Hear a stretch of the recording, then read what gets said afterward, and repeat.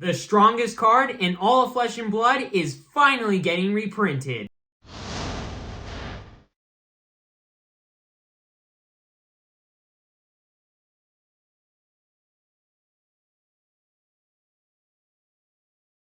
Hello and welcome to the table, and today I'm going to be talking about Command and Conquer, the most powerful card to ever be made in Flesh and Blood, and I don't think it's really close. And today we are going to talk about how it is finally receiving its kind of first ever reprint. I mean, it did get a reprinting in History Pack 1, but I mean, there aren't a ton of those out there, and those are still $90. But this is its first, in my opinion, official reprinting, and it's coming in the Hunted, and it is in the expansion slot, and it is a legendary. So let's get started and talk about the ups and the downs of this reprint. First off, just the fact that Command & Conquer is getting reprinted alone is a good thing. That does mean that the card is going to be more available, which means that the prices of the card will go down. It will not cost $100 for one copy of it anymore, which the availability is going to go up, so the prices, in theory, are going to go down. Again, it is in the expansion slot, and it is a legendary, so it is harder to pull. It being pulled in about 1 in every 20 boxes, or 5 cases, which is kind of insane. But, in addition to that, with this being in the expansion slot, it does kind of make me think that a theory made originally by Sloop Dupe, which, go check out his channel. He is one of the best Flesh and Blood content creators, in my opinion. In my opinion, my favorite Flesh and Blood content creator. But go check him out, and he had this idea a while back, a couple of weeks back, where he said, what if we got cards like Command & Conquer reprinted in expansion slots? And like Command & Conquer in one expansion slot. The next expansion slot, we get something like Codex of Frailty. And in the next one, we get something like Warmonger's Diplomacy. These really expensive Majestics that everybody wants, that are generically good in a ton of decks, and making them cost a little bit less and putting them in the expansion slot to help reduce the price of the card.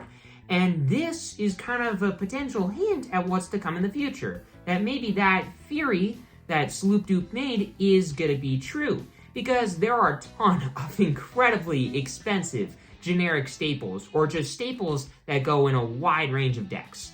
There's Enlightening Strike for the very first set ever in Welcome the Wraith. That card is like $50-ish a copy right now. Codex of Frailty, like I mentioned earlier, is an incredibly expensive card that goes into some of the most powerful decks in the game right now. Warmonger's Diplomacy is a generic from a fairly recent set, Bright Lights, or not Bright Lights, Dusk Till Dawn, but it's still an incredibly expensive card. It's like $100+ a copy, which is insane. And a ton of legendaries are going through the roof right now. Tunic is expensive, and I don't really think we need a Tunic reprint right now compared to the reprints that we do need of some of those generic staples, since Tunic, even though it's more expensive than some of these generic staples, you still only need 1 copy of it. For a lot of these staples, you need 3 copies of them. So instead of like Tunic costing $140 by itself to get a playset of all these cards, even though it's cheaper to get 1 copy, you still have to spend like $200 or more than $200 for a full playset. I mean, for a full playset of Command & Conquer right now, you need to spend like $300+. That's insane.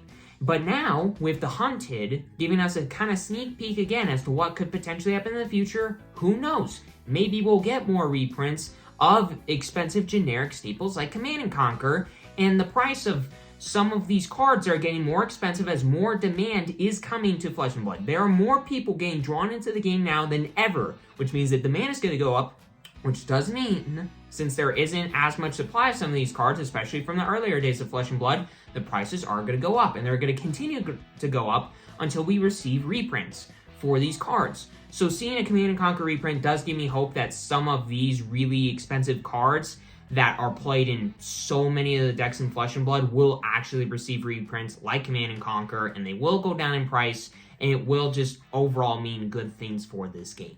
So anyways, with all that aside, hope that you enjoyed this video, and man, I can't wait for the Hunted to come out. I am going to do some set review and pre-release guide videos here in the future in the next couple of days to a week, And I hope that you're all looking forward to that. I know I am. It's going to be a very busy weekend for me, but in negative degree weather, I mean, I got nothing else to do, so why not, right? But anyways, with all that aside, hope that you're enjoying the Hunted. Hope that you enjoyed this Command & Conquer reprinting, and have a great rest of your day, everybody.